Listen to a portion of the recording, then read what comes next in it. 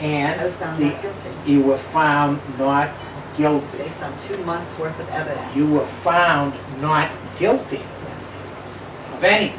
anything. Wow. We get into this, okay? And this is where I have a serious problem, because within this, you lost your son. Yes. Your son somehow has been taken and got taken from you. My son was taken. It wasn't, not on paperwork, but by the injustices of the justice system. People in the justice system that decided that they weren't happy with the verdict and they want me to be punished anyway. I never, people don't lose their children for no reason. People lose their children for neglect and abuse and murder and whatever the case may be.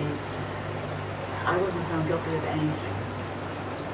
We were supposed to be moving towards back towards a normal visitation and normal custody arrangements. I mean, that we have a written agreement moving into that from back in 2005. But my ex's family decided that I wasn't going to see him starting back in 2005, and I haven't since October of 2005. So, since October of 2005, Regardless of the court agreement. regardless of the court agreement, and you court have not, orders. and the orders, you have not had visitation, nothing. No contact. at No all contact whatsoever. since October of 2005.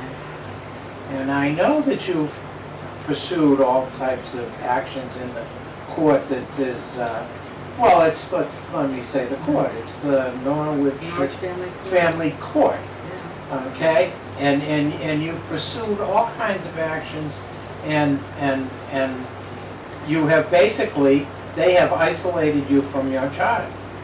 Totally. I pursued actions. I pursued contempt actions because we had an agreement that my ex wasn't following, and the court decided to deny my contempt motion. I filed motions to push the court to order the family to not only to follow the plan, but to follow the specifics of the plan. And if there's an issue, bring in other doctors, bring in other mental health professionals, whatever we needed to make it work the way it was supposed to. And the court denied that too. In August of '08, the court actually ordered me in writing that I am no longer allowed to bring any more motions for visitation of my son to that court.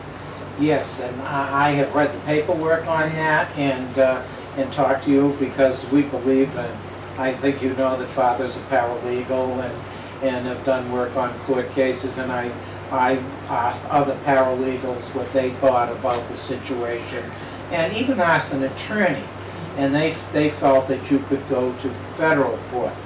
However, they were extremely worried about the issue and stuff like that you and the time it takes to go to federal court.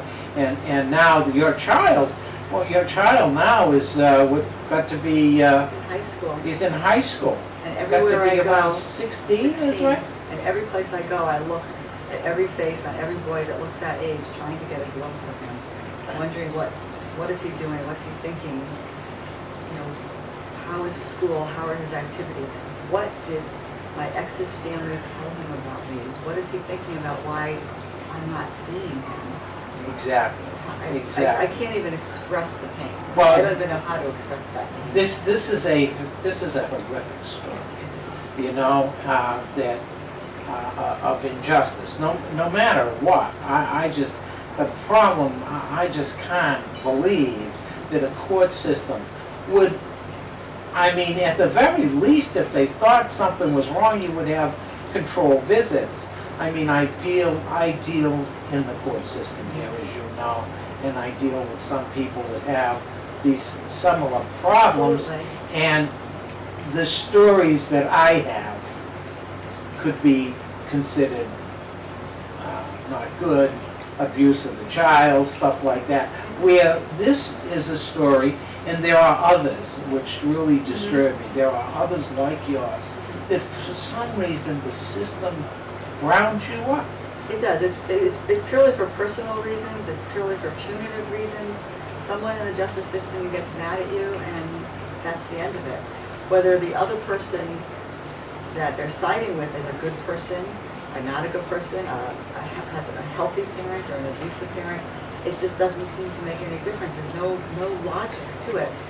And while these purveyors of justice that are sitting up there in the courthouse and on the bench are getting whatever there is out of punishing me because I proved that they didn't do their job, they're only punishing my son. Well, they, They're only hurting, not punishing, they're hurting. They're him. hurting, they're hurting us, they're killing me, they're killing me, but they're hurting him. they're damaging a relationship that they should not be. This is a horrific situation. This is a terrible situation, and which obviously concerns us and a lot of people who support you, and feel a struggle that they don't know why. There would at least be some reasonable avenues of recourse, which do not seem to be available to you. How does a justice shut you out from seeing your child?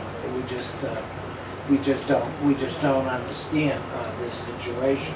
The other thing that is important, because I think it might be a common misconception, is when I came back and obviously was on house arrest and awaiting trial, generally when there's a situation where, at least in the media's eyes, a child has been taken, once they're found, they go back to their other parents while things are sorted out. This wasn't the case here. My ex-husband did not get custody right away. My son did not go back to him. My son said he did not want to go back to him. So obviously, there were concerns. Everybody waited a long time. And even right now, though he's living with his father does not have full custody still. He tries to let the public think he does, but he doesn't, which again begs the question. Obviously, the justice system still has some concerns. Yes, obviously. And again, the issue, we could get into some heavy issues here. We could talk for hours. And yes, and that's really, that's another show, okay, if you would. It's a show that eventually we may do, okay, but my concern here is, how does mommy live in so close a proximity to her teenage child now? Not see him. What goes on in your mind? I mean, that's what I want to know. I want to know what is going in Bonnie's mind. It is a 24/7 pain. It's a pain that gives you pain in the head, a pain in the heart, pain in the stomach, a pain in the soul. It's always a worry, no matter what you do. Obviously, you do things every day that make you laugh and take up time and you live life. You go to the store, you go to work, you do things. In the back of my head, not in my mind all the time, is, what's Randy doing? My child should be here right this minute. I wonder if he's having fun. I wonder what his friends are like. I wonder, he's a teenager, I wonder what he's thinking about life and girlfriends and college and sex and drinking and all those things that are so, a child that age is so vulnerable to and so confused over.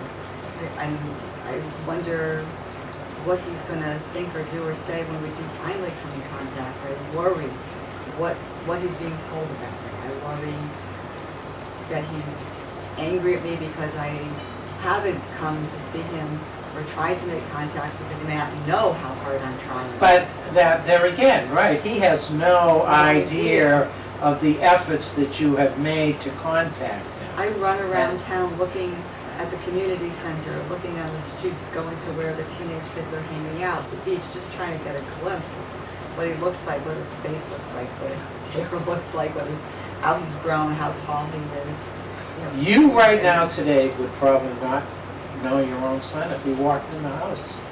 Would you? You would. I would. You would. Well, you. Well, I have to say, I have seen pictures. Okay. The latest picture I had was about a year old, but I don't think he's changed that much. And I have to say, he's always looked just like